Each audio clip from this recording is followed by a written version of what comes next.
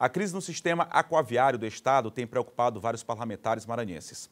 A deputada Thaís Ortegal tem feito uma articulação com seus colegas de parlamento e com prefeitos da região para discutir o tema e buscar soluções para o problema. É com ela que conversamos aqui, como anunciamos no bloco anterior. Já está aqui conosco a deputada Thaís Ortegal. Deputada, muito boa tarde a você, obrigado pela sua presença. Eu já começo perguntando a você como é que está essa questão, da mobilização, né? Essa mobilização, como é que está esse debate na Assembleia, e essa mobilização também com prefeitos do interior, e qualquer encaminhamento já se tenha para uma intervenção federal ou para um diálogo aí com o governo federal. Muito boa tarde, seja bem-vinda. Boa tarde a todos da TV Difusora. Fico muito lisonjeada de estar aqui hoje com essa super bancada e a nossa luta, que ela tem se tornado uma luta incansável desde 2019 em relação ao ferryboat. E eu vou falar muito assim com propriedade de usuária semanalmente. Então, na última segunda-feira foi feita uma vistoria pelo Ministério Público Estadual e Federal, junto com alguns técnicos, né, da capitania e da área naval. Então, tudo aquilo que a mídia já publicou e vem colocando, né? Existe uma discrepância muito grande ainda em relação tanto à manutenção do ferry como à questão de documentos das empresas que participaram da licitação. Então, a gente tendo em vista que o governo do estado, por 6 anos, como foi o mandato do ex-governador Flávio Dino, se comprometeu em ajudar, em ter prioridade a essas embarcações, a esse transporte, não aconteceu. Nós tivemos juntos com todos os presidentes da MOB que tiveram à frente do cargo, sempre dialogando, sempre levando as soluções e se preocupando, porque já vem dizendo há muito tempo uma tragédia anunciada. E a gente já, como o usuário, e eu conheço aquilo ali, porque trabalhei em quase todos os municípios da Baixada, como médica, eu sei da dificuldade de se chegar a São Luís. E nesse momento, a gente já previa que esse caos ia ser instalado. De fato, estamos vivendo o maior caos da história.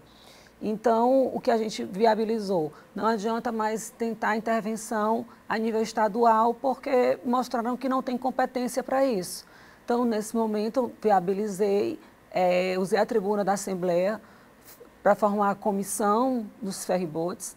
Existe uma CPI na Assembleia, já temos 10 assinaturas em relação ao ferryboat, precisamos de 12. E procurei o senador Everton Rocha para que ele nos desse a mão lá em Brasília, para que ele pudesse abraçar essa causa, porque nós sabemos do poder de articulação que ele tem, e junto com a FAMEM, o prefeito Erlânio, o vice-prefeito Luciano Genésio, que é prefeito de Pinheiro, a maior cidade da Baixada. E é importante ressaltar que esse transporte ele não fica só atendendo a Baixada, atende todo o litoral. Então, assim, a região do Alto Turi, o litoral e a Baixada. Então, são milhares de pessoas que estão sendo isoladas, estão tendo suas vozes caladas e tendo uma dificuldade muito grande de chegar à capital. Se vai por terra, não se tem estrada. E no ferry está essa calamidade. Então, com isso, conversando também com o senador Roberto Rocha, ele fez o pedido da comissão temporária externa para vir ao Maranhão, para ver de perto esse caos que está instalado. Kate Almeida. Muito boa tarde, viu, deputada? Seja muito bem-vinda. Fico feliz em tê-la aqui, também saber do restabelecimento da sua saúde, né? Olha, a gente tem assistido aí essa questão do ferry com muita atenção, até porque a imprensa séria, e nós falamos isso aqui no Jornal da Difusora, o sistema Difusora, na verdade, como um todo, numa responsabilidade muito ativa, né? E numa fiscalização e num olhar atento, porque a gente está falando de embarcações que levam e trazem pessoas, né, nesse transporte aquaviário que é deficitário e a gente já sabe que há bastante tempo, mas sobretudo nos últimos 7 anos, né? Recentemente, deputada, inclusive o próprio presidente da MOB esteve na Assembleia e por lá falou sobre uma espécie de resolução rápida, né, desse problema. Até hoje, nós não tivemos nenhum avanço, pelo contrário, esse caos ele se atenuou no momento em que o próprio governador do Maranhão levanta a voz para dizer que um ferry está vindo e esse ferry até hoje nunca de fato, efetivamente, sequer saiu, né, ali da ponta da espera.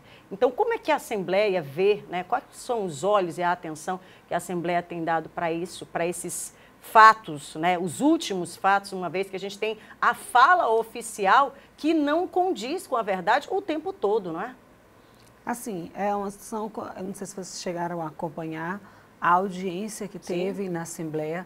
E assim, eu fui muito enfática, até tido pelos colegas como muito dura meu posicionamento. Mas como eu disse agora há pouco, eu falo com propriedade porque eu sou usuária semanalmente desse transporte. E assim, eu vejo, a partir do momento que o governador diz que chegou a embarcação nova, nós sabemos que não existe a embarcação nova.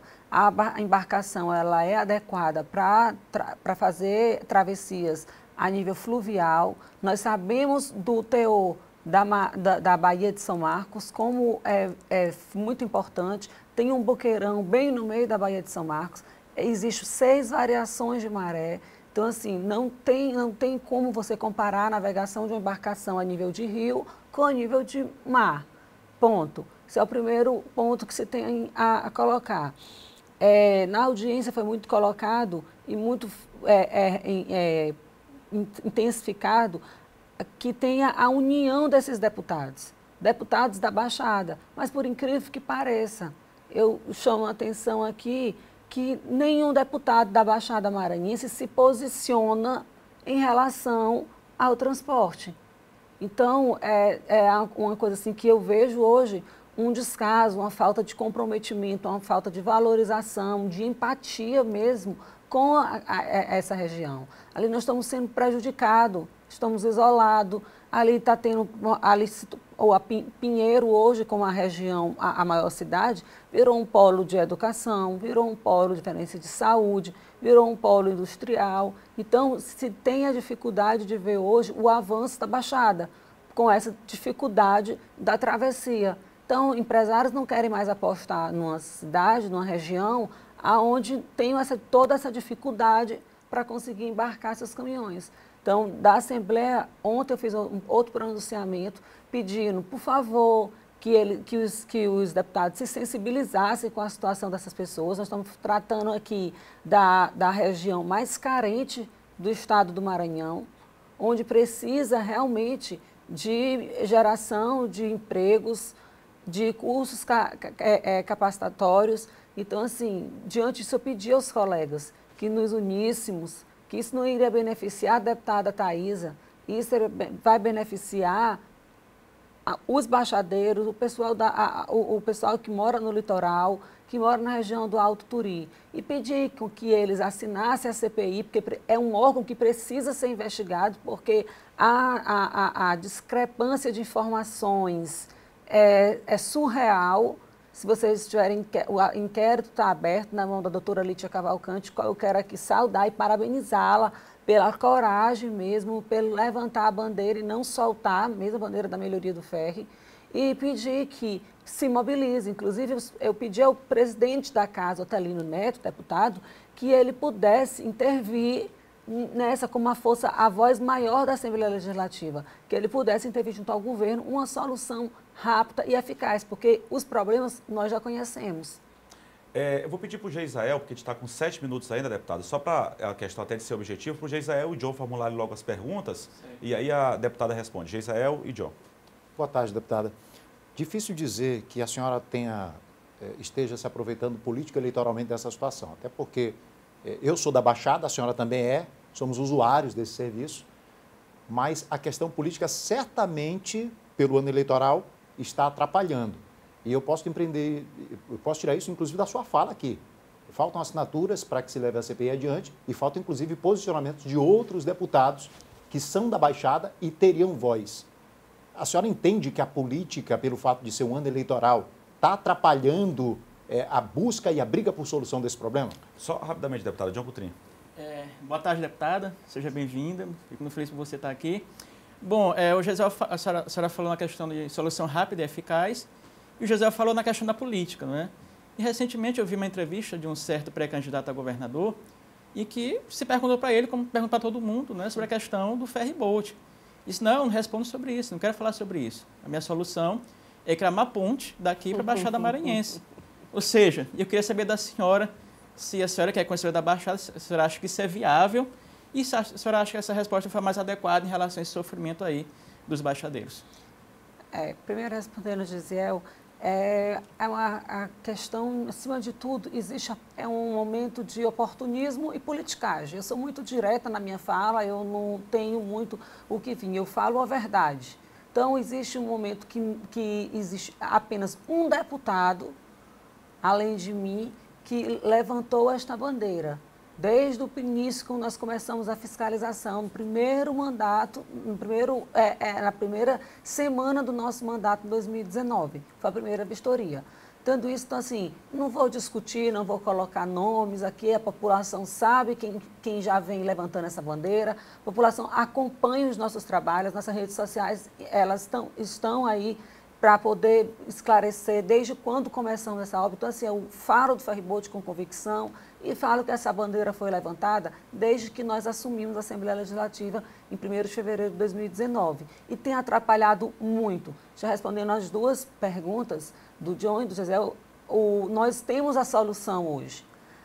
Antes mesmo do senador Roberto Rocha falar que iria mobilizar a criação da Comissão Temporária Externa para vir aqui, nós já estudamos muito sobre isso. E, por incrível que pareça, eu vou dar aqui a notícia em primeira mão para o Jornal da Difusora, dentro do Ministério da Infraestrutura existe uma pasta do setor naval e só agora, para 2022, foi liberado R$1 bilhão para reconstrução e construção de novas embarcações.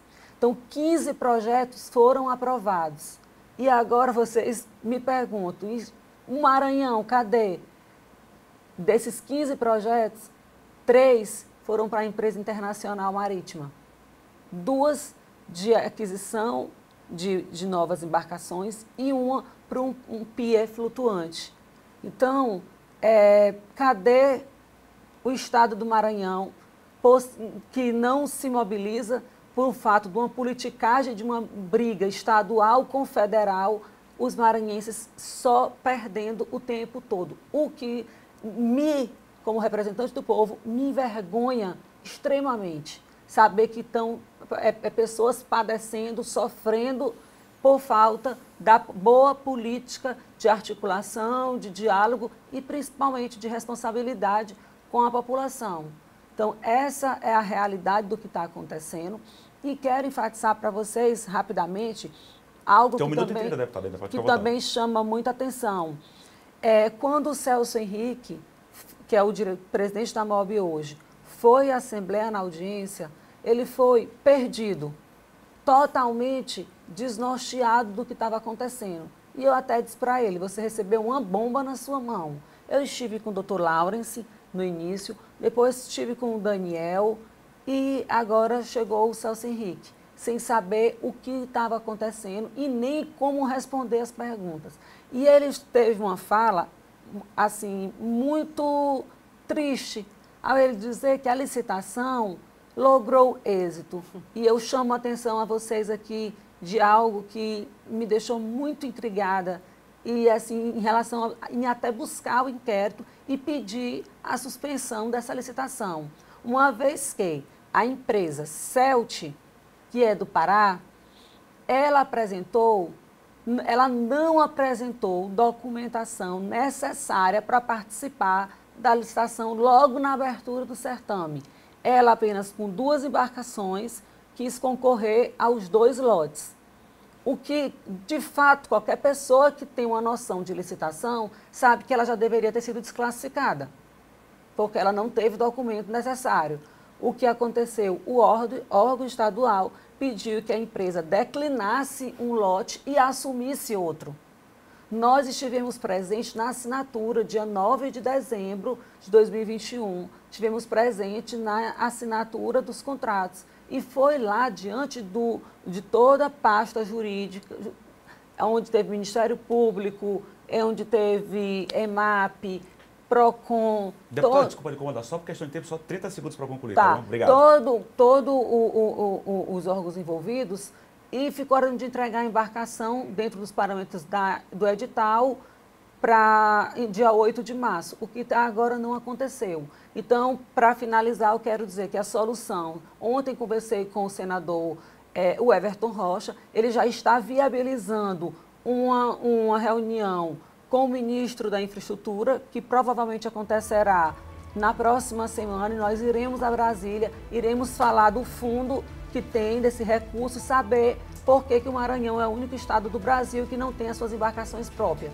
Então, a gente realmente está buscando solução, porque o problema o Maranhão todo já sabe. Obrigado, deputada Geisel, Kate, John. A gente está de volta amanhã.